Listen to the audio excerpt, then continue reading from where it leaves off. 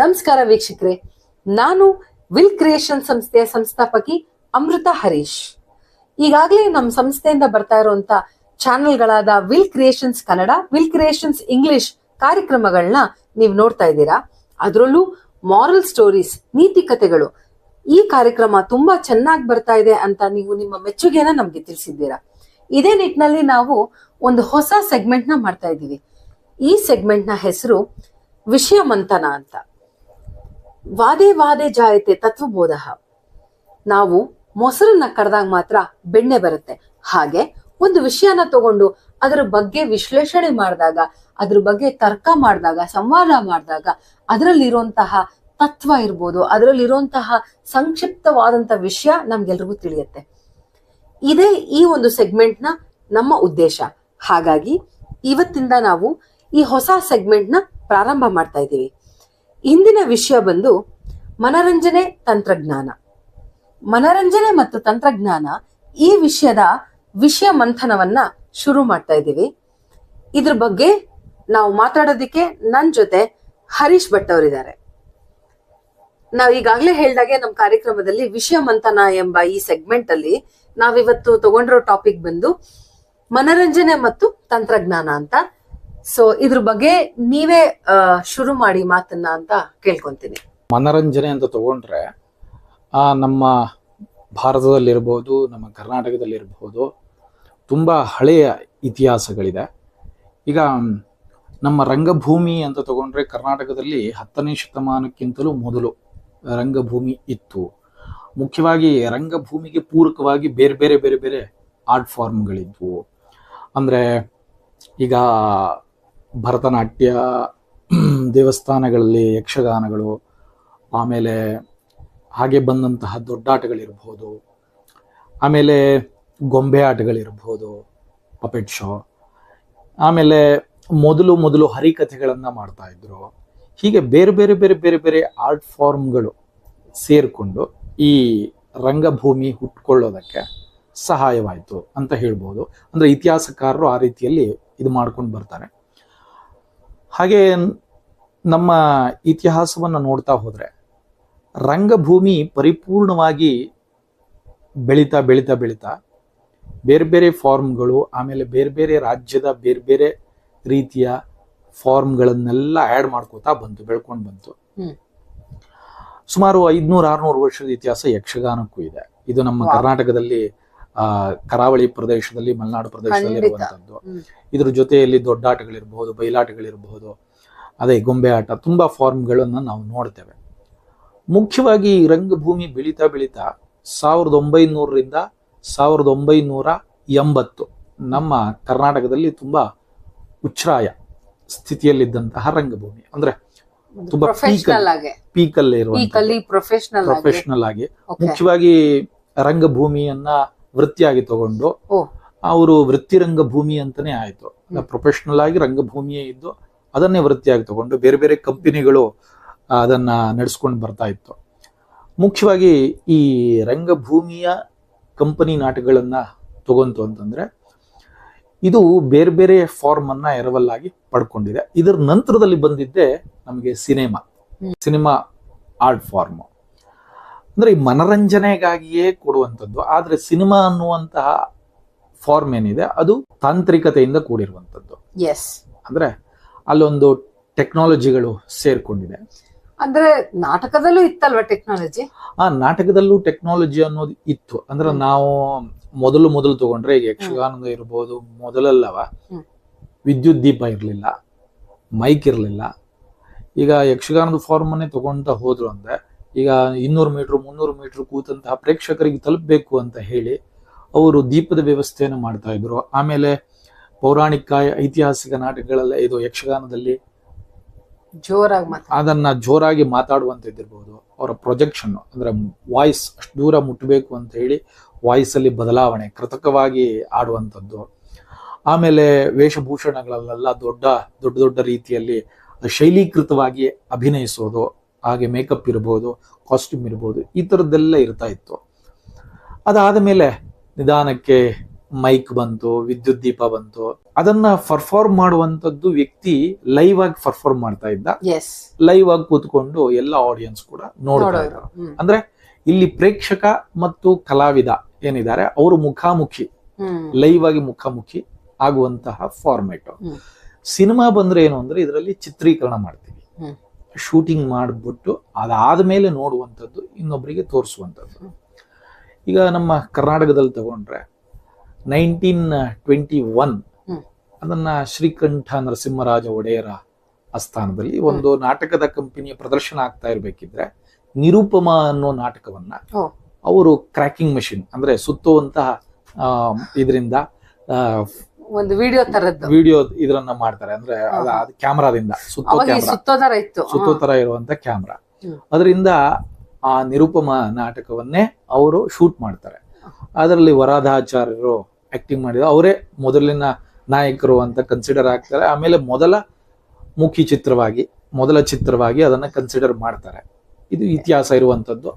ಅದಾದ್ಮೇಲೆ 1928 ಮುಂಬೈಯಿಂದ ಬಂದಂತಹ ಒಂದು ಕಂಪನಿ ಏನ್ ಮಾಡುತ್ತೆ, ನಮ್ಮ ಬೆಂಗಳೂರಲ್ಲಿ ಅವರು ಸೂರ್ಯ ಫಿಲ್ಮ್ ಇದನ್ನ ಮಾಡಿಕೊಂಡು ಕಂಪನಿಯನ್ನು ಮಾಡಿಕೊಂಡು ಅವರು ಕೂಡ ಒಂದಿಷ್ಟು ನಾಟಕಗಳನ್ನೆಲ್ಲ ಶೂಟ್ ಮಾಡಿ ಬೇರೆ ಬೇರೆ ರಾಜ್ಯಗಳಿಗೆ ಕಳಿಸೋದನ್ನೆಲ್ಲ ಮಾಡ್ತಾರೆ. ಅವರು ತುಂಬಾ ಏನು ಹೊರಗಡೆ ಮಾರ್ಕೆಟ್ ಮಾಡೋದಿರ್ಬೋದು, ಅದಕ್ಕೆ ಪ್ರಚಾರ ಇರ್ಬೋದು, ಎಲ್ಲ ಒಳ್ಳೆ ರೀತಿಯಲ್ಲಿ ಕೊಟ್ಟು ಅದಕ್ಕೆ ಒಳ್ಳೆ ಬೇಡಿಕೆ ಇತ್ತು. ಇವತ್ತೇನು ನಾವು ಫ್ಯಾನ್ ಇಂಡಿಯಾ ಹೇಳ್ತೀವಿ, ಫ್ಯಾನ್ ಇಂಡಿಯಾ ತರದಲ್ಲಿ. ಆಮೇಲೆ ಮಾತಿಲ್ದೇ ಇರೋದ್ರಿಂದಲೇ ಈಸಿಯಾಗಿ ಅದನ್ನ ಸುಮಾರು 40 ಆ ತರದ ಸಿನಿಮಾಗಳನ್ನ 1933 ಮಾಡಿದ್ದಾರೆ ಅನ್ನುವಂತಹ ಇತಿಹಾಸಕಾರರು ಅದನ್ನ ರಿಪೋರ್ಟ್ ಮಾಡ್ತಾರೆ. ಅಂದ್ರೆ ನಾವಿಲ್ಲಿ ತಿಳಿಬೇಕಾಗಿರೋದೇನು ಅಂತಂದ್ರೆ, ಆವಾಗಿನ ಕಾಲದಲ್ಲಿ ನಾಟಕಗಳನ್ನೇ ಶೂಟ್ ಮಾಡ್ತಾ ಇದ್ರು, ಅದೇ ಕಥಾವಸ್ತು ಆಗಿತ್ತು, ಅದನ್ನೇ ರೀಕ್ರಿಯೇಟ್ ಮಾಡೋದು, ಅದನ್ನೇ ಶೂಟ್ ಮಾಡುವಂಥದ್ದು ಈ ತರದ್ ನಡೀತಾ ಇತ್ತು. 1934 ಮೊದಲ ಟಾಕಿ ಚಿತ್ರ ಬರುತ್ತೆ, ವಸಂತ ಸೇನಾ. ಸೊ ಅಲ್ಲಿಂದ ಏನು ಅಂದ್ರೆ ಟಾಕಿ ಚಿತ್ರಗಳು ಪ್ರಾರಂಭ ಆಗತ್ತೆ. ಆ ಬ್ಲ್ಯಾಕ್ ಅಂಡ್ ವೈಟ್ ಸಿನಿಮಾ ಹೋಗಿ ಆಮೇಲೆ ಕಲರ್ಸ್ ಬರುತ್ತೆ. ಆಮೇಲೆ ನಮ್ಮಲ್ಲೂ ಹಾಗೆ ಪೌರಾಣಿಕ ಸಿನಿಮಾಗಳು ಒಂದೇ ಅಲ್ಲ, ಪೌರಾಣಿಕದ ಜೊತೆಯಲ್ಲಿ ಐತಿಹಾಸಿಕ, ಆಮೇಲೆ ಐತಿಹಾಸಿಕ ಆದ್ಮೇಲೆ ಸಾಮಾಜಿಕ, ಈಗ ಒಂದೊಂದು ತರದ ಚಿತ್ರಗಳೆಲ್ಲ ಬರ್ತಾ ಹೋಗುತ್ತೆ. ಈಗ 1959 ನಮ್ಮ ಭಾರತಕ್ಕೆ ಮೊದಲು ದೂರದರ್ಶನ ಇಂಟ್ರೊಡ್ಯೂಸ್ ಆಯ್ತು. ಆದ್ರೆ ಅದು ಎಲ್ಲ ಕಡೆ ಬೆಳವಣಿಗೆ ಕಂಡಿರಲಿಲ್ಲ. ಆದ್ರೆ 1982 1992 10 ವರ್ಷ ಈ ಪೀರಿಯಡ್ ಏನಿದೆ ಅದು ಉಚ್ಛ್ರಾಯವಾದಂತಹ ಸ್ಥಿತಿ. DD ನ್ಯಾಷನಲ್ ನಮ್ಮ ಟಿವಿ ದೂರದರ್ಶನ ಎನ್ನುವಂಥದ್ದು, ಆವಾಗ ತುಂಬಾ ಪ್ರೋಗ್ರಾಮ್ಗಳು ಬಂತು. ನಾವು ಇಲ್ಲಿ ಗಮನಿಸ್ಬೇಕಾಗಿರೋದೇನು ಅಂದ್ರೆ, ಈ ನಾಟಕ ಪ್ರದರ್ಶನದಿಂದ ಮನರಂಜಿಸುವ ಸಮಯದಲ್ಲಿ ಯಕ್ಷಗಾನ ಇರ್ಬೋದು, ನಾಟಕ ಇರ್ಬೋದು, 3-4 ಊರಿನ ಯುವಕರೆಲ್ಲ ಸೇರಿ 3-4 ಮನೆ ಕೇರಿಯ ಮನೆಯವರು ಅವರು ಇವರೆಲ್ಲ ಗುಂಪಾಗಿ ರಾತ್ರಿ ಹೋಗೋರು. ಅಂದ್ರೆ ಪಂಜ್ ಇರ್ಬೋದು, ದೊಂದಿ ಪಂಜು ಅಂತ ಹೇಳ್ತೀವಿ, ದೀವಟಿಗೆ ಹೇಳ್ತೀವಿ, ಅದನ್ನ ಹಿಡ್ಕೊಂಡು ಹೋಗುವಂಥದ್ದು. ಇಡೀ ರಾತ್ರಿಯ ಪ್ರದರ್ಶನ ಅಲ್ಲಿ ನೋಡೋದು. ಬೆಳಿಗ್ಗೆ ಸೂರ್ಯ ಬೆಳಕು ಹರಿದ ಮೇಲೆ ಅವರು ಮನೆಗೆ ವಾಪಸ್ ಬರ್ತಾ ಇದ್ರು. ಈ ರೀತಿಯ ಪ್ರದರ್ಶನಗಳು ನಡೀತಾ ಇತ್ತು. ಆಮೇಲೆ ಸಿನಿಮಾ ಬಂತು. ಸಿನಿಮಾಗಳು ಅಷ್ಟೇ, ಇಡೀ ಫ್ಯಾಮಿಲಿಯವರು ಥಿಯೇಟ್ರಿಗೆ ಹೋಗಿ ಸಿನಿಮಾ ನೋಡೋರು. ಆಮೇಲೆ ಮೊದಲ ಸಿನಿಮಾಗಳೆಲ್ಲ ಹೆಚ್ಚಿನದಾಗಿ ನಾಟಕದ ಕಥೆಗಳನ್ನೇ ತಗೊಂಡು ಮಾಡ್ತಾ ಇದ್ರು. ಈಗ ಫಾರ್ ಎಕ್ಸಾಂಪಲ್ ಭೂ ಕೈಲಾಸ ಇರ್ಬೋದು, ಬೇಡರ ಕಣ್ಣಪ್ಪ ಇರ್ಬೋದು, ಹೀಗೆ ತುಂಬಾ ಚಿತ್ರಗಳನ್ನೆಲ್ಲ ತಗೊಂಡು ಮಾಡ್ತಾ ಇದ್ರು. ಅದಾದ್ಮೇಲೆ ಈಗ ದೂರದರ್ಶನ ಬಂದ ಮೇಲೆ ಏನಾಯ್ತು, ದೂರದರ್ಶನದಲ್ಲೂ ಚಿತ್ರ ಪ್ರಸಾರ ಆಗ್ತಾ ಇತ್ತು. ಹಾಗೆ ಈ ಮನರಂಜನೆ ಅನ್ನುವಂಥದ್ದು ಮನೆಯಲ್ಲೇ ಬರ್ಲಿಕ್ಕೆ ಶುರುವಾಯ್ತು. ಅವಾಗೂ ಅಷ್ಟೇ ಇಡೀ ಮನೆಯವರೆಲ್ಲ ಕೂತ್ಕೊಂಡು ನೋಡ್ತಿದ್ರು. ಆಮೇಲೆ ಕೇರಿಯವರೆಲ್ಲ ಬರೋರು, ಕೇರಿ ಮನೆಯವರು ಆಚೆ ಈಚೆ ಅವರೆಲ್ಲ ಬಂದು ಅದೇ ಒಂಥರ ಚಿಕ್ಕ ಪೆಟ್ಟಿಗೆ ಥಿಯೇಟರ್ ಇದ್ದಂಗೆ ವೆರಿ ನೈಸ್, ಅಲ್ಲಿ ಬಂದು ಕೂತ್ಕೊಂಡು ಕಾರ್ಯಕ್ರಮಗಳನ್ನ ನೋಡುವರು.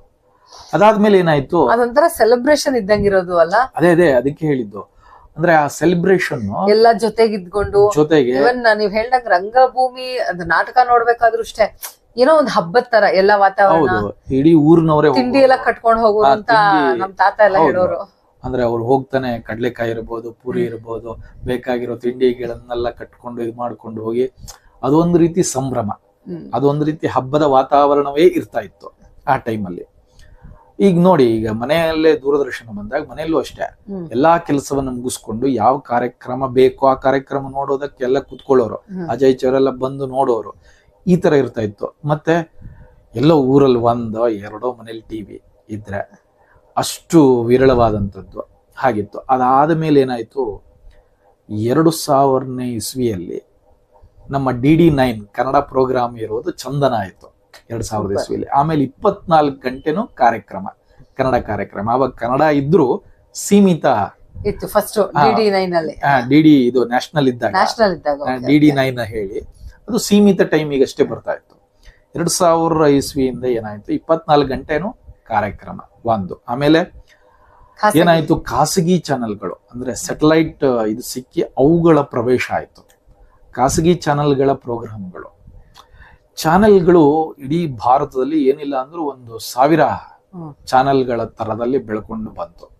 ಸಾವಿರಾರು ಸ್ಪೋರ್ಟ್ಸ್ ಚಾನೆಲ್ ಇರ್ಬೋದು, ಬೇರೆ ಬೇರೆ ಬೇರೆ ನ್ಯೂಸ್ ಇರ್ಬೋದು, ಅಂದ್ರೆ ಅದರಲ್ಲೇ ಕೆಟಗರಿ ಎಲ್ಲ ಬೇರೆ ಬೇರೆ ಕೆಟಗರಿಯ ಚಾನೆಲ್ಗಳೆಲ್ಲ ಬರಕ್ ಅದೊಂಥರ ಬೂಮ್ ಆಗ್ಬಿಡ್ತು. ಆಯ್ತು. ಅದಾದ್ರೆ 2010ರಲ್ಲಿ ಈ ಆಂಡ್ರಾಯ್ಡ್ ಮೊಬೈಲ್ ಫೋನ್ ಇಂಟ್ರೊಡ್ಯೂಸ್ ಆಯ್ತು. ಆಂಡ್ರಾಯ್ಡ್ ನೋಡಿ, ಅದೇ ಟೈಮ್ ಅಲ್ಲಿ 3 ಇಂಟ್ರೊಡಕ್ಷನ್ ಆಗಿದೆ, 3 ತರದ್ದು ಟೆಕ್ನಾಲಜಿ. ಒಂದು mobile phone, Android mobile phone ಎಲ್ಲರ ಹತ್ರನೂ ಬಂತು. ಆಮೇಲೆ ಅದೇ ಟೈಮಿಗೆ ಸ್ಮಾರ್ಟ್ ಟಿವಿ ಬರುತ್ತೆ 2010-11 ಟೈಮಲ್ಲಿ. ಅದೇ ಟೈಮಿಗೆ ಇದು ಆಪ್ಗಳು ಬರುತ್ತೆ. ಆಯ್ತು, OTT ಆಪ್ಗಳು ರೆವಲ್ಯೂಷನ್ ಆಯ್ತು ಎಂಟರ್ಟೈನ್ಮೆಂಟ್ ಇಂಡಸ್ಟ್ರಿಯಲ್ಲಿ. ಹೌದು. 2015ಕ್ಕಿಂತೂ ಕಂಪ್ಲೀಟ್ ಆಗಿ, ಈಗ 2015 ನಂತರ ಆಂಡ್ರಾಯ್ಡ್ ಟಿವಿ ಕೂಡ ಬಂತು. ಆಮೇಲೆ ಟಿವಿಯಲ್ಲೂ ನಿಮ್ಗೆ ಬೇರೆ ಬೇರೆ ಬೇರೆ ಬೇರೆ ಬೇರೆ ತರದ ಟಿವಿ, ಒಂದು ದೊಡ್ಡ ಥಿಯೇಟರ್ ಅಲ್ಲೇ ಕೂತ್ಕೊಂಡು ನೋಡೋ ತರದಲ್ಲಿ 310 ಸೆಂಟಿಮೀಟರ್ ಅಂತ ದೊಡ್ಡ ಟಿವಿ ಅಪ್ಪ, ಒಂದು 10 ಫೀಟ್ ಇರುತ್ತೆ, ಅಷ್ಟು ದೊಡ್ಡ ಟಿವಿ. ಮನೆಯಲ್ಲೇ ಹೋಮ್ ಥಿಯೇಟರ್ ತರ ಅದು ಇದಾಗತ್ತೆ, ಫೀಲ್ ಕೊಡುತ್ತೆ ಆ ತರದ ಟಿವಿ. ಅದರಲ್ಲೂ ಮತ್ತೆ ಮೊದಲು ಡೂಮ್ ಟಿವಿ ಇದ್ದದ್ದು, ಆಮೇಲೆ ಫ್ಲಾಟ್ ಟಿವಿಗಳು ಬಂತು. ಅದರಲ್ಲೂ ಕೂಡ LED, LCD, ಈಗ UHD, ಅಷ್ಟು ಕ್ವಾಲಿಟಿಯ ಟಿವಿಗಳೆಲ್ಲ ಬರ್ತಾ ಇದೆ. ಹೋಮ್ ಥಿಯೇಟರ್ ಅಂತಾನೆ ಕರೆಸ್ಕೊಳತ್ತದ. ಹೌದು. ಆಮೇಲೆ ನೋಡಿ, ನ್ಯಾಷನಲ್ ಇದ್ದಾಗ ಅವಾಗ ಇದ್ದಿದ್ದು ಏನು ಅಂದ್ರೆ ಆಂಟಿನಾ ಹೋಗಿ ಏನ್ ಬಂತು, ಕೇಬಲ್ಗಳು ಬಂದು, ಆಮೇಲೆ ಡಿಶ್ಗಳು ಬಂದು, ಈಗ ಡೈರೆಕ್ಟ್ ಸ್ಯಾಟಲೈಟ್ ಇಂದ DTH ಆ ತರದ ವ್ಯವಸ್ಥೆಗಳಿದೆ. ಆಮೇಲೆ 2015 ನಂತರ OTT ಪ್ಲಾಟ್ಫಾರ್ಮ್ ಕೂಡ ಒಂದ್ ರೀತಿ ಬೂಮ್ ಆಯ್ತು. ಅದರಲ್ಲೂ ನಮ್ಗೆ 2019 ಕೋವಿಡ್ 2019 ಕೋವಿಡ್ ಏನ್ ಕೊಡ್ತು ಅಂದ್ರೆ, ಒಂದೇ ಸಲಿ 2019ರಲ್ಲಿ ಈ OTT ಪ್ಲಾಟ್ಫಾರ್ಮು ಸಿಕ್ಕಾಪಟ್ಟೆ ಬೂಮ್ ಆಗೋಯ್ತು. 2019-20 ಏನು ಅಂತಂದ್ರೆ ತುಂಬಾ ಕಾರ್ಯಕ್ರಮಗಳೆಲ್ಲ OTT ಪ್ಲಾಟ್ಫಾರ್ಮ್, ಅದರಲ್ಲೂ ಮೊಬೈಲ್. 15 ನಂತರ ಈ ಕೋವಿಡ್ ಆದ್ಮೇಲೆ ಏನಾಯ್ತು, OTT ಪ್ಲಾಟ್ಫಾರ್ಮ್ಗಳು ಒಂದೇ ಸರಿ ಬೂಮ್ ಆಯ್ತು. 2019-20 ಈ ಕೋವಿಡ್ ಸಮಯದಲ್ಲಿ ಪ್ರೆಸೆಂಟ್ ನಾನು ನೋಡಿದ ಹಾಗೆ ಗವರ್ಮೆಂಟ್ ಇದರಲ್ಲಿ ರಿಜಿಸ್ಟರ್ ಆಗಿರುವಂತಹ OTT ಪ್ಲಾಟ್ಫಾರ್ಮ್ ತಗೊಂಡ್ರೆ ಸುಮಾರು ಒಂದು 57 OTT ಪ್ಲಾಟ್ಫಾರ್ಮ್ಗಳಿದೆ. ಈ ಮೊಬೈಲ್ ಬಂದ್ಮೇಲೆ ಏನಾಯ್ತು ಅಂದ್ರೆ, ಈಗ ಇಂಡಿವಿಜುವಲ್ ಆಗಿ ಅದು ಇಡೀ ಫ್ಯಾಮಿಲಿ ಕೂತ್ಕೊಂಡು ನೋಡುವಂತದ್ದು ಹೋಗಿ, ನನಗೇನು ಬೇಕು ಎಂಟರ್ಟೈನ್ಮೆಂಟ್ ಅದು ಮೊಬೈಲ್ ನಾನು ನೋಡ್ತೀನಿ, ನಿಮ್ಗೇನ್ ಬೇಕೋ ನೀವು ನೋಡ್ತೀರಾ, ಅವ್ರಿಗೇನ್ ಬೇಕೋ ಅವ್ರು ನೋಡ್ತಾರೆ, ಯಾವ ಭಾಷೆ ಬೇಕಾದ್ರೂ ನೋಡ್ಬೋದು, ಯಾವ್ದು ಬೇಕಾದ್ರೂ ನೋಡ್ಬೋದು, ಯಾವ ಪ್ರೋಗ್ರಾಮ್ ಬೇಕಾದ್ರೂ ನೋಡ್ಬೋದು, ಅವ್ರ ಇಚ್ಛೆ. ಅಂದ್ರೆ ಈ ಎಲ್ಲರೂ ಕೂತು ನೋಡುವಂತದ್ದು ಅಂತ ಇಲ್ಲ. ಆಮೇಲೆ ಟಿವಿಯಲ್ಲಿ ಏನ್ ಬರುತ್ತೆ, ಆ ಟಿವಿಯಲ್ಲಿ ಬರೋ ಪ್ರೋಗ್ರಾಮ್ ಎಲ್ಲವೂ ಕೂಡ ಮೊಬೈಲ್ ಅಲ್ಲಿ ಬಂದಿರುತ್ತೆ. ಪ್ರತಿಯೊಂದು ಚಾನಲ್ ಅದಕ್ಕೆ ಆದಂತ ಒಂದು OTT ಪ್ಲಾಟ್ಫಾರ್ಮ್ ಮಾಡ್ಕೊಂಡಿದೆ, ಅದರಲ್ಲಿ ವಾಚ್ ಮಾಡಬಹುದು. ಹೌದಾ? ಇದು ಈಗ ನೀವು ಇಷ್ಟೊಂದು ಹೇಳಿದ್ರಿ ಹೇಗೆ ಬೆಳವಣಿಗೆ ಆಯ್ತು ಅಂತ. ಇದರ ಅಡ್ವಾಂಟೇಜಸ್ ಇರ್ಬೋದು, ಡಿಸ್ಅಡ್ವಾಂಟೇಜಸ್ ಇರ್ಬೋದು. ಯಾಕೆಂದ್ರೆ ಪ್ರತಿಯೊಂದು ವಿಷಯದಲ್ಲೂ ಅದು ಎರಡೂ ಇರುತ್ತೆ, ಪ್ರೋಸ್ ಅಂಡ್ ಕಾನ್ಸ್ ಅಂತ. ಇದರಲ್ಲಿ ನಿಮ್ಗೆ ಏನ್ ಅನ್ಸುತ್ತೆ ಅಂದ್ರೆ, ಅವಾಗಿನ ಅಡ್ವಾಂಟೇಜ್ ಡಿಸ್ಅಡ್ವಾಂಟೇಜ್ ಏನು, ಇವಾಗಿನ ಅಡ್ವಾಂಟೇಜ್ ಡಿಸ್ಅಡ್ವಾಂಟೇಜ್ ಏನು ಅಂತ? ಅದೇ, ಈಗ ನಾವು ಹಿಂದಿನ ಒಂದು ಇದು ತಗೊಂಡ್ರೆ, ಮನರಂಜನೆಯನ್ನು ತಗೊಂಡ್ರೆ, ರಂಗಭೂಮಿ ಇರ್ಬೋದು, ಆವಾಗಿನ ರಂಗಭೂಮಿ, ಯಕ್ಷಗಾನ ರಂಗಭೂಮಿ ಇದೆಲ್ಲ ತಗೊಂಡ್ರೆ, ಆಮೇಲೆ ಸಿನಿಮಾ ತಗೊಂಡ್ರೆ, ದೂರದರ್ಶನದವರೆಗೂ ಏನು ಅಂತಂದ್ರೆ ಈ ಅಟ್ಯಾಚ್ಮೆಂಟ್ಗಳು ಆಯ್ತಾ. ಆವಾಗ ಊರಿನವರೆಲ್ಲ ಸೇರ್ಕೊಂಡು ಹೋಗುವಂಥದ್ದು, ಸಿನಿಮಾಗೂ ಮನೆಯವರೆಲ್ಲ ಸೇರ್ಕೊಂಡು ಹೋಗುವಂಥದ್ದು, ದೂರದರ್ಶನ ಬಂದಾಗೂ ಮನೆಯವರೆಲ್ಲ ಕೂತ್ಕೊಂಡು ಆ ಟೈಮಿಗೆ ನೋಡುವಂಥದ್ದು, ಈ ತರದ ಒಂದು ಅಟ್ಯಾಚ್ಮೆಂಟ್ ಬಾಂಡಿಂಗ್ ಇರ್ತಾ ಇತ್ತು. ಮೊಬೈಲ್ ಬಂದ ಮೇಲೆ ಬಾಂಡಿಂಗ್ ಗಿಂತಲೂ ಅವನ ಇಂಡಿವಿಜುವಲ್ ಸ್ವತಂತ್ರವಾಗಿ ಅವನು ನೋಡುವಂಥದ್ದು ಅವನಿಗೆ ಇಷ್ಟ ಬಂದಿದ್ದು. ಆಮೇಲೆ ಇನ್ನೊಂದು ಏನು ಅಂತಂದ್ರೆ, ಈಗ ಮೊದಲು ಥಿಯೇಟ್ರಿಗೆ ನಾನು ಆ ಟೈಮಿಗೆ ಹೋಗ್ಬೇಕು, ಆಮೇಲೆ ಟಿವಿ ಪ್ರೋಗ್ರಾಮ್ ನಾನು ಆ ಟೈಮಿಗೆ ಟಿವಿ ಎದುರುಗಡೆ ಕೂತ್ಕೋಬೇಕು. ಈ ಮೊಬೈಲ್ ಬಂದ ಮೇಲೆ ಆಪ್ಗಳೆಲ್ಲ OTT ಪ್ಲಾಟ್ಫಾರ್ಮು, ಸೋಷಿಯಲ್ ಮೀಡಿಯಾಗಳು ಬಂದ ಮೇಲೆ ಅವನಿಗೆ ಯಾವ ಟೈಮಿಗೆ ಬೇಕೋ ಆ ಟೈಮಿಗೆ ಆ ಸಿನಿಮಾ ನೋಡ್ಬೋದು. ಯಾವ ಟೈಮಿಗೆ ಬೇಕೋ ಆ ಟೈಮ್ ಅನ್ನ ಟಿವಿಲಿ ಬರೋ ಪ್ರೋಗ್ರಾಮ್ ಅಲ್ಲಿ ಅವನು ಮೊಬೈಲ್ ಅಲ್ಲಿ ನೋಡ್ಬೋದು. ಆಮೇಲೆ ಎಲ್ಲಿ ಬೇಕಾದ್ರೂ ನೋಡ್ಬೋದು, ವೇಟ್ ಮಾಡ್ತಾ ನೋಡ್ಬೋದು, ಜರ್ನಿಲಿ ನೋಡ್ಬೋದು, ಆಯ್ತಾ, ಎಲ್ಲೋ ಒಂದ್ ಕಡೆ ಕೂತ್ಕೊಂಡು ನೋಡ್ಬೋದು, ರಾತ್ರಿ ಮಲ್ಕೋಬೇಕಾದ್ರೆ ನೋಡ್ಬೋದು, ಯಾವ ಪ್ಲೇಸ್ ಅಲ್ಲಿ ಹೋಗ್ಬೇಕಾದ್ರೂ ನೋಡ್ಬೋದು. ಅಂದ್ರೆ ಅವನಿಗಷ್ಟು ಫ್ರೀಡಮ್ ಅದು ಸಿಕ್ತು. ಆಮೇಲೆ ಇನ್ನೊಂದೇನು ಅಂದ್ರೆ, ಇವತ್ತಿನ ಒಂದು ಪ್ರೆಸೆಂಟ್ ಇದರಲ್ಲಿ ಏನಾಗಿದೆ, ಈ ಸೋಷಿಯಲ್ ಮೀಡಿಯಾ ಒಂದು ಬೂಮ್ ಆಗಿರುವಂತದ್ದು, ಈ ರೀಲ್ಸ್ಗಳು ಅದು ಇದು ಅವನು ವಾಚ್ ಮಾಡ್ತಾನೆ ಇರಬಹುದು. ವಿಷಯ ರೀಕ್ರಿಯೇಟ್ ಮಾಡೋ ಅವಶ್ಯಕತೆನೇ ಇಲ್ಲ, ಲೈವ್ ನೋಡ್ತಾರೆ. ಕ್ರಿಕೆಟ್ ಮ್ಯಾಚ್ ತರ ಬೇರೆ ವಿಷಯಗಳನ್ನ ನೋಡ್ತಾರೆ. ಅಂದ್ರೆ ಎಲ್ಲವೂ ಕೂಡ ಲೈವ್ ಆಗಿ ಶೂಟ್ ಮಾಡಿ ಸೋಷಿಯಲ್ ಮೀಡಿಯಾಗೆ ಬಿಡು. ಖಂಡಿತ. ಅಂದ್ರೆ ಈ ಮೊದಲಿನ ಮನರಂಜನೆಗಳು, ಕಥೆಗಳು ಇವುಗಳೆಲ್ಲ ಏನು ಅಂತಂದ್ರೆ ಪುನಃ ಸೃಷ್ಟಿ ಆಗ್ತಾ ಇತ್ತು.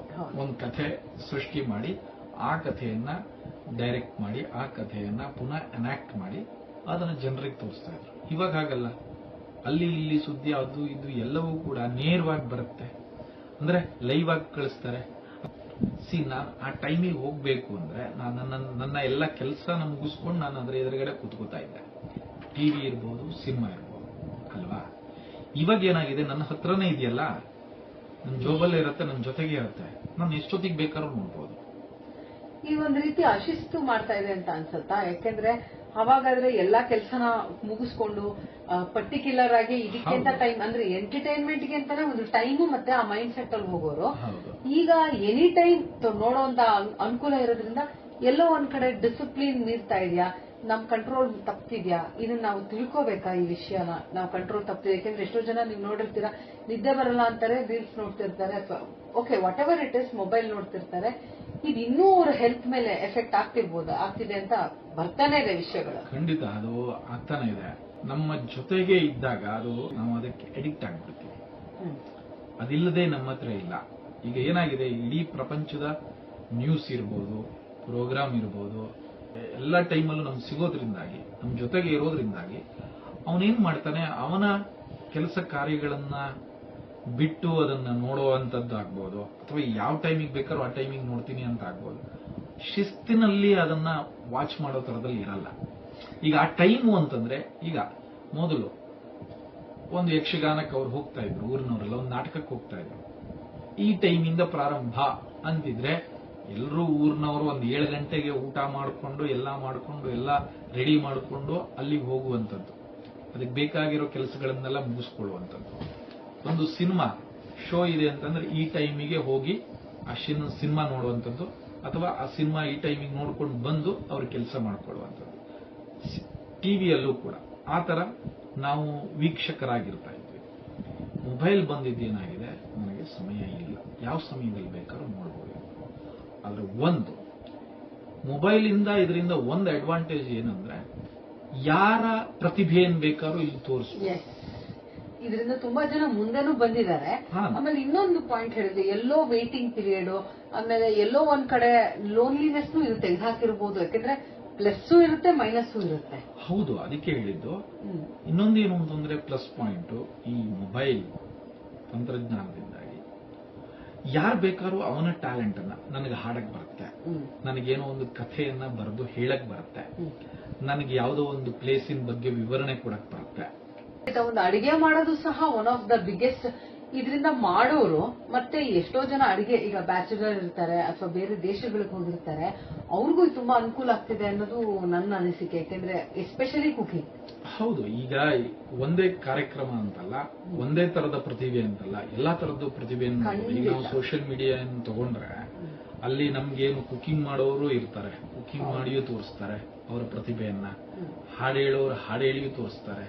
ಆಮೇಲೆ ತುಂಬಾ ವಂಡರ್ಫುಲ್ ಆಗಿರೋ ವರ್ಡ್ಸ್ ಹೇಳಿದ್ರಿ. ಬಿಕಾಸ್ ಪ್ರತಿಭೆನ ತೋರ್ಸೋದಕ್ಕೆ ಮುಂಚೆ ಅವಕಾಶ ಕಾಯ್ಬೇಕಿತ್ತು, ಇಲ್ಲಾಂದ್ರೆ ಎಲ್ಲೋ ಹೋಗಿ ನಿಲ್ಬೇಕಿತ್ತು. ಎಷ್ಟೋ ಸತಿ ಪಾರ್ಶಾಲಿಟೀಸ್ ಗಳು ಆಗಿರೋದಿದೆ. ಸೊ ಅಂದ್ರೆ ಎಲ್ಲ ಅಂತಲ್ಲ, ಕೆಲವರಿಗೆ ಅವ್ರ ಪ್ರತಿಭೆ ಕರೆಕ್ಟ್ ಆಗಿ ಕರೆಕ್ಟ್ ಪರ್ಸನ್ ಹತ್ರ ಮೀಟ್ ಮಾಡ್ದೇನೆ ಅಂತವ್ರಿಗೆಲ್ಲರಿಗೂ ಇದೊಂಥರ ವರನ ಅನ್ಬೋದು. ಹಾಗೆ ಬೇಡದೇ ಇರುವಂತ ವಿಷಯಗಳು ಅದು ಸಹ ಆಗ್ತಾ ಇದ್ದಾರೆ ಅನ್ನೋದು ನಮ್ಮೆಲ್ಲರ ಗಮನದಲ್ಲೂ ಬಂದಿದೆ. ಅದೇ ಹೇಳಿದ್ನಲ್ಲ, ಯಾವುದು ನಮ್ಗೆ ಸುಲಭವಾಗಿ ಸಿಗತ್ತೋ, ಸುಲಭವಾಗಿ ದಕ್ಕತ್ತೋ ಅದರ ಪ್ರಾಧಾನ್ಯತೆ ನಮ್ಗೆ ಗೊತ್ತಾಗಲ್ಲ, ಅದ್ರ ವ್ಯಾಲ್ಯೂ ಗೊತ್ತಾಗಲ್ಲ, ವ್ಯಾಲ್ಯೂ ಏನು ಅಂತ ಗೊತ್ತಾಗಲ್ಲ. ಈಗ ನಾವು ಮೊದಲೆಲ್ಲವ ರಂಗಭೂಮಿಯಿಂದ ಬಂದು ಎಷ್ಟೋ ವರ್ಷದಿಂದ ಆಕ್ಟಿಂಗ್ ಮಾಡ್ಕೊಂಡು ಬಂದು ಅದನ್ನ ಅವ್ರು ಆಮೇಲಿಂದ ಒಂದು ಸಿನಿಮಾ ಕಡೆಗೆ ಬಂದು ಯಾವುದೋ ಒಂದು ಇದರಲ್ಲಿ ಅವರು ಕಾಣಿಸ್ಕೊಳ್ತಾ ಇದ್ರು. ಬಟ್ ಅದ್ರಲ್ಲಿ ತುಂಬಾ ಪರ್ಫೆಕ್ಷನ್ ಇರೋದು, ಅದಕ್ಕೆ ಹೇಳಿದ್ದು. ಆಮೇಲೆ ಅವರು ಲೈಮ್ ಲೈಟ್ ಅಲ್ಲಿ ಆಮೇಲೆ ಕಾಣಿಸ್ಕೊಳ್ತಾ ಇದ್ರು. ಈಗ ಹಾಗಲ್ಲ, ನಂದು ಮೊಬೈಲ್ ಇದೆ ಇದಿದೆ ಅಂದ್ರೆ ನಾನು ಏನು ಡ್ಯಾನ್ಸ್ ಮಾಡಾಕ್ಬಹುದು. ಅಂದ್ರೆ ಅದ್ರ ಕ್ವಾಲಿಟಿ ಇಲ್ಲ ಅಂತ ಕ್ವಾಲಿಟಿ ಇರಲ್ಲ, ಕ್ವಾಲಿಟಿ ನಾಟ್ ಆಲ್. ಕೆಲವರೆಲ್ಲ ಪ್ರೊಫೆಷನಲಿಸಮ್ ಇಲ್ಲ, ಬಟ್ ಇನ್ ಕೆಲವರಿಗೆ ಅದೊಂದು ವರನೂ ಆಗಿದೆ. ಯಾಕೆಂದ್ರೆ ಅವ್ರು ತುಂಬಾ ಸರಿಯಾಗಿ ಕಲ್ತು ಅಥವಾ ಅವ್ರ ನಿಜವಾಗ್ಲೂ ಪ್ರತಿಭೆ ಇದ್ದಾಗ ಒಂದು ಆರ್ಟ್ ಏನಂತಾರೆ, ಒಂದು ಹೊಲಿಗೆ ಇರ್ಬೋದು, ಡಾನ್ಸ್ ಇರ್ಬೋದು, ರಿಯಲ್ ಆಗಿ ಇದು ಯೂಟಿಲೈಸ್ ಆಗಿ ಹೊರಗೆ ಬಂದಿದೆ ಸಹ. ಅಲ್ಲ, ಅದಕ್ಕೆ ಇನ್ನೊಂದೇನು ಅಂತಂದ್ರೆ ಇಲ್ಲಿ ಸ್ವತಂತ್ರವಾಗಿ ಅವನು ಯಾರು ಬೇಕಾದ್ರೂ ಹಾಕ್ಬೋದು, ಅಲ್ಲಿ ರಿಸ್ಟ್ರಿಕ್ಷನ್ ಇಲ್ಲ. ಅಂದ್ರೆ ಈಗ ನನಗೆ ಏನೋ ಒಂದು ಡ್ಯಾನ್ಸ್ ನನ್ನ ಹತ್ರ ಏನೋ ಒಂದು ಸರ್ಟಿಫಿಕೇಟ್ ಇದೆ, ಕ್ವಾಲಿಫಿಕೇಶನ್ ಇದೆ, ಅಂತವನಿಗೆ ಮಾತ್ರ ಹಾಕ್ಬಹುದು ಅನ್ನೋದು ರಿಸ್ಟ್ರಿಕ್ಷನ್ ಇಲ್ಲ. ನಾನು ಹಾಡ್ತೀನಿ, ನಂದೇನೋ ಕ್ವಾಲಿಫಿಕೇಶನ್ ಇದೆ, ನೋ ರಿಸ್ಟ್ರಿಕ್ಷನ್. ಯಾರು ಬೇಕಾದ್ರೂ ಅವನಿಗೆ ಹಾಡೋ ಕೈಯಲ್ಲಿ ಚಟ ಅಂತ ಹೇಳ್ತೀವಲ್ಲ, ಹಂಗಿದ್ದವನು ಹಾಡ್ಬಿಡ್ತಾನೆ. ಗುಣಮಟ್ಟ, ಆ ಗುಣಮಟ್ಟ ಅನ್ನೋದು ಕಡಿಮೆ ಆಗ್ತಾ ಇದೆ, ವಿಷಯದ ಗುಣಮಟ್ಟ ಕಡಿಮೆ ಆಗ್ತಾ ಇದೆ. ಇದು ಪ್ರಾಬ್ಲಮ್ ಕ್ರಿಯೇಟ್ ಆಗ್ತಾ ಇರೋದು. ಅಲ್ಟಿಮೇಟ್ಲಿ ನಾವು ವ್ಯೂವರ್ಸ್ಗೆ ಚಾಯ್ಸ್ ಕೊಡ್ಬೇಕಾಗುತ್ತೆ. ಏನಂದ್ರೆ ಯಾವ ಕಾರ್ಯಕ್ರಮನ ಅವ್ರು ತಗೋಬೇಕು, ಯಾವ್ದನ್ನ ತಗೋಬಾರ್ದು ಅನ್ನೋದು ಅವ್ರಿಗೆ ಚಾಯ್ಸ್ ಕೊಡ್ಬೇಕಾಗುತ್ತೆ. ಹೌದು. ಆಮೇಲೆ ಇಲ್ಲಿ ಏನಾಗುತ್ತೆ, ವ್ಯೂವರ್ಸ್ ಗೊಂದಲ.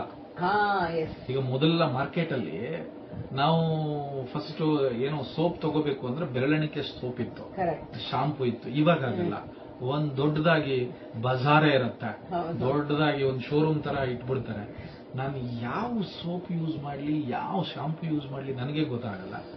ಅಂದ್ರೆ ಯಾವ ಒಳ್ಳೆ ಪ್ರಾಡಕ್ಟ್, ಯಾವ ಪ್ರಾಡಕ್ಟ್ ಅಷ್ಟು ಒಳ್ಳೇದಾಗಿಲ್ಲ, ಅಥವಾ ಅದ್ರ ಹೆಲ್ತಿಗೆ ಬೆನಿಫಿಟ್ ಇಲ್ಲ, ತಗೊಳ್ಳೋ ಮುಂಚೆನೇ ನಮಗೆ ಕನ್ಫ್ಯೂಷನ್ ಕ್ರಿಯೇಟ್ ಆಗುತ್ತೆ. ಸೊ ಆ ತರ ಈ ಒಂದು ಎಂಟರ್ಟೈನ್ಮೆಂಟ್ ಮನರಂಜನೆಯಲ್ಲೂ ಈಗೇನಾಗಿದೆ, ಗೊಂದಲ ಆಗ್ಬಿಟ್ಟಿದೆ.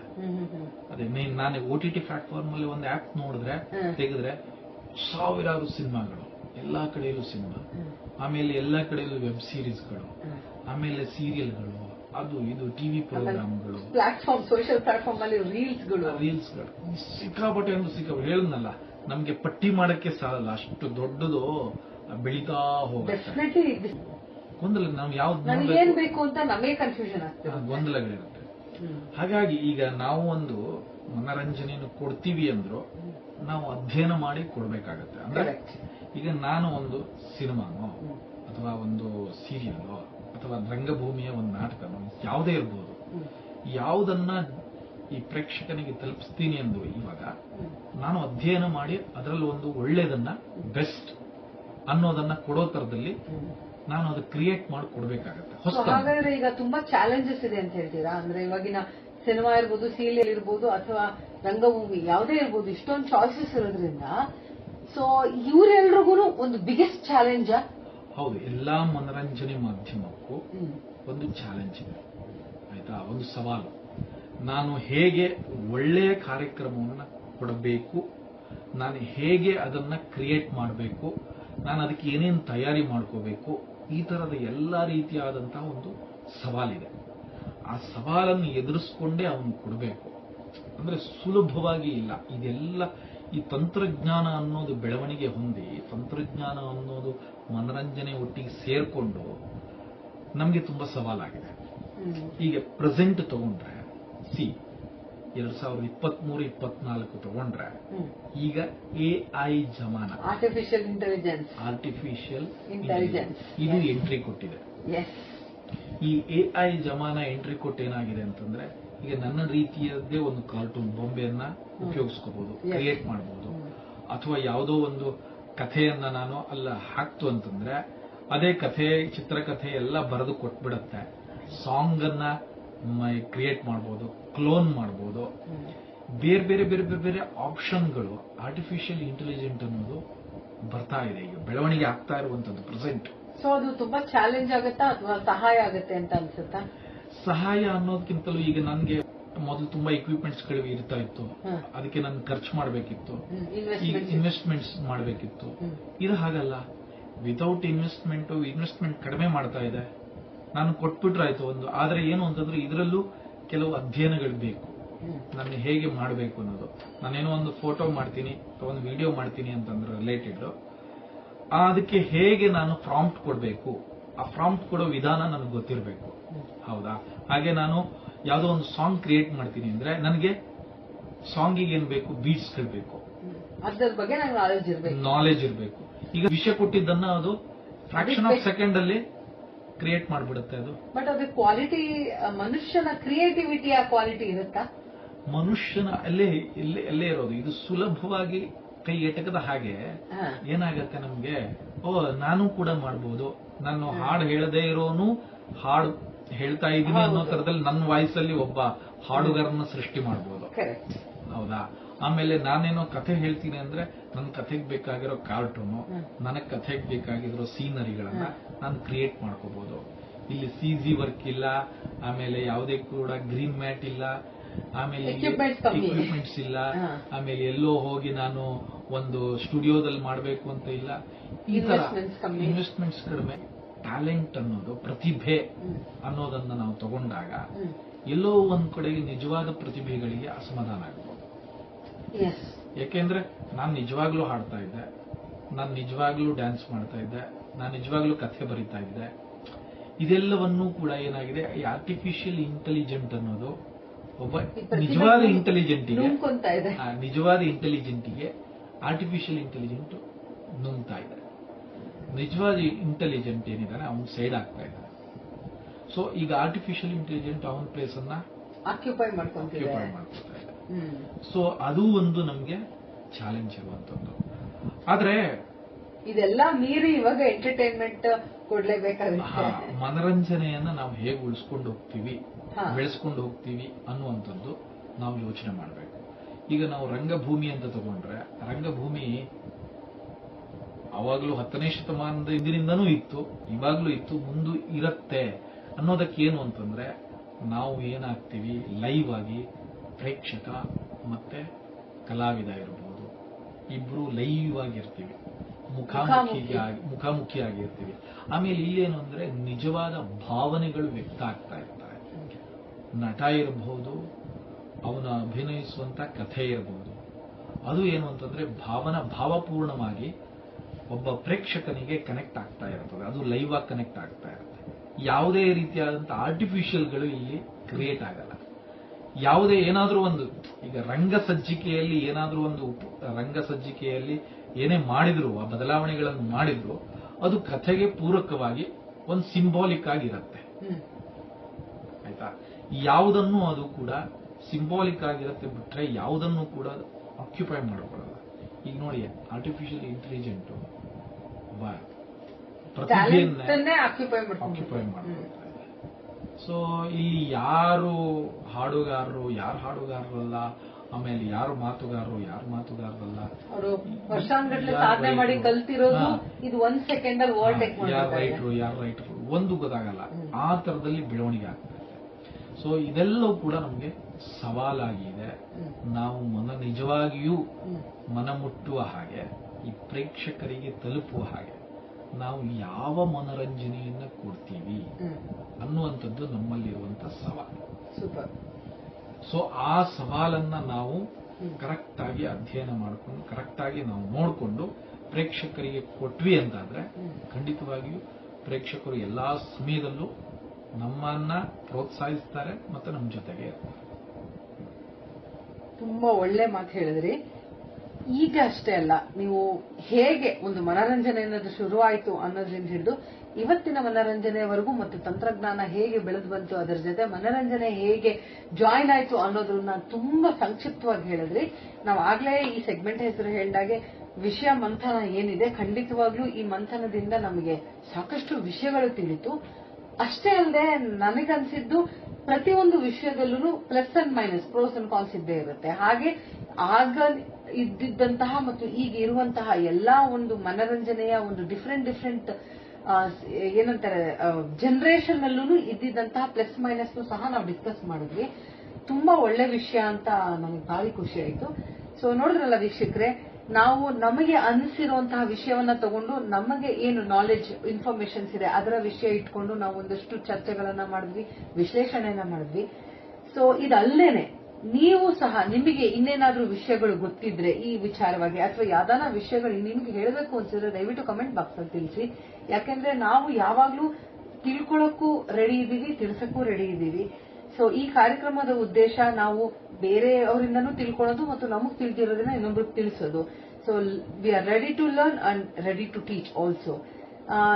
ಇದಲ್ಲೇನೆ ನಿಮಗೆ ಇನ್ನು ಬೇರೆ ಯಾವ್ದಾನ ವಿಷಯದ ಬಗ್ಗೆ ಮಾತಾಡಬೇಕು, ಈ ವಿಷಯದ ಬಗ್ಗೆ ಮಾತಾಡಿದ್ರೆ ಚೆನ್ನಾಗಿರುತ್ತೆ, ಈ ವಿಷಯ ಮಂಥನ ಆಗಬೇಕು, ಇದರಿಂದ ಹೆಚ್ಚು ವಿಷಯಗಳು ಜನಕ್ಕೆ ತಿಳಿಯುತ್ತೆ ಅನ್ನೋ ಹಾಗಿದ್ರೆ ದಯವಿಟ್ಟು ಕಮೆಂಟ್ ಬಾಕ್ಸ್ ಅಲ್ಲಿ ಆ ವಿಷಯನ ನೀವು ಕಮೆಂಟ್ ಮಾಡಿ ಅಂತ ಹೇಳ್ತಾ, ಇವತ್ತಿನ ಕಾರ್ಯಕ್ರಮ ನಿಮ್ಗೆ ಖಂಡಿತ ಇಷ್ಟ ಆಗಿದೆ ಅಂತ ನಾನು ಭಾವಿಸ್ತಾ ಈ ಸೆಗ್ಮೆಂಟ್ ನ ನಾವು ಇಲ್ಲಿಗೆ ಸಮಾಪ್ತಿ ಮಾಡ್ತಿದ್ದೀವಿ. ಹಾಗೆ ಒನ್ ಮೋರ್ ಥಿಂಗ್, ಈ ಒಂದು ಏನು ವಿಲ್ ಕ್ರಿಯೇಷನ್ಸ್ ಕನ್ನಡ ಚಾನೆಲ್ ಇದೆ, ಆ ವಿಲ್ ಕ್ರಿಯೇಷನ್ ಚಾನೆಲ್ ನ ಕಾರ್ಯಕ್ರಮ ನೀವು ದಯವಿಟ್ಟು ಹೆಚ್ಚು ಜನಕ್ಕೆ ಶೇರ್ ಮಾಡಿ, ಲೈಕ್ ಬಟನ್ ಒತ್ತಿ, ಕಮೆಂಟ್ ಮಾಡಿ, ಸಬ್ಸ್ಕ್ರೈಬ್ ಮಾಡಿ ಅಂತ ಕೇಳ್ಕೊಂತೀವಿ. ಬೆಲ್ ಬಟನ್ ನ ಪ್ರೆಸ್ ಮಾಡಿ, ಏಕೆಂದ್ರೆ ಮುಂದಿನ ಮಂಥನ ವಿಷಯ ನಿಮಗೆ ಫಸ್ಟ್ ತಲುಪಬೇಕಲ್ವಾ, ಅದಕ್ಕೋಸ್ಕರ. ಇನ್ನ ಮುಂದಿನ ಸೆಗ್ಮೆಂಟ್ ಅಲ್ಲಿ ಇನ್ನ ಹೊಸ ವಿಷಯ ತಗೊಂಡು ಆ ವಿಷಯದ ಮಂಥನನ ಮಾಡಕ್ಕೆ ನಾವು ರೆಡಿ ಆಗ್ತೀವಿ. ಅಲ್ಲಿವರೆಗೂ ನಮಸ್ಕಾರ. Thank you so much.